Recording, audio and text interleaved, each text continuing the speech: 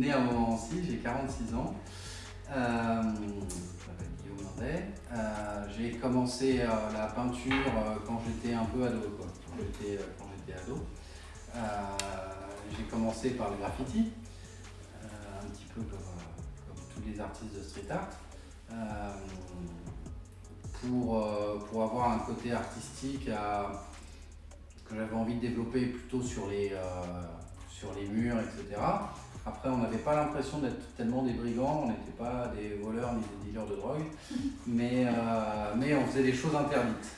Mais ça restait un interdit qui pour nous était plutôt artistique, et puis c'était le moyen de se faire connaître, mais vraiment dans la communauté du graffiti. Je vous parle de ça, c'était moi dans les années 90, donc il y a déjà un moment, il n'y avait pas encore beaucoup de graffiti. Et puis, comme tous les street artistes d'ailleurs, on s'intéresse beaucoup à l'art, c'est pas que du graffiti sur les murs.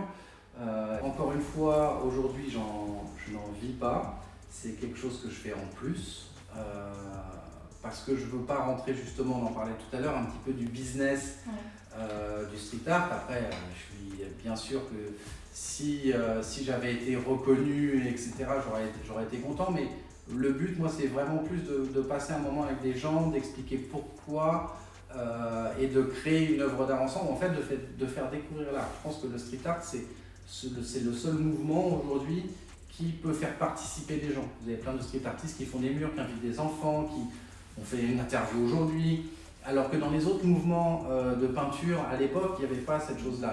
Les peintres étaient vraiment focalisés sur leur peinture. Et comment vous êtes fait connaître ? Alors, c'est aujourd'hui beaucoup bouche à oreille, beaucoup les gens qui présentent d'autres gens, les rencontres. Moi, à l'époque, encore une fois, il y a plus de 30 ans, je suis désolé, mais ça fait un moment, on se côtoyait tous un petit peu, tous les artistes de street art, et puis en fait, chacun donne les plans à chacun. Ah bah tiens, il y a ça, tu devrais aller voir parce que lui il est sympa, parce que la galerie machin, parce que là tu peux faire une expo. Et puis voilà, ça se passait comme ça. Et c'est quoi qui est venu, d'où c'est venu cet art, l'envie de faire ça ? L'envie, c'est vraiment au départ des conneries de jeunes, j'ai envie de dire, de faire des graffitis dans la rue, mais qui du coup on va aller un petit peu s'intéresser.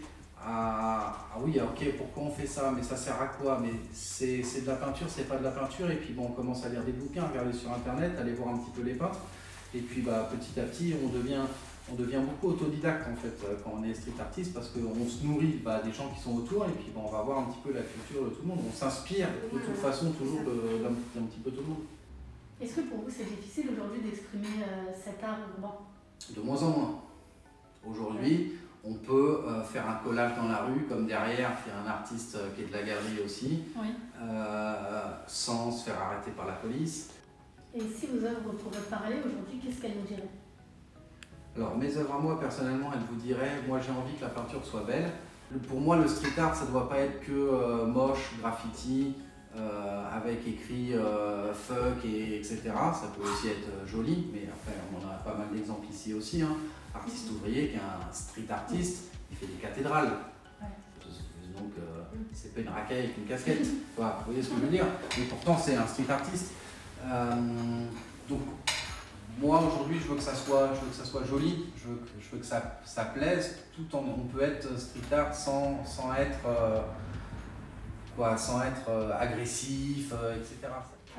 Aujourd'hui, si vous deviez décrire le street art en un mot, ça serait quoi?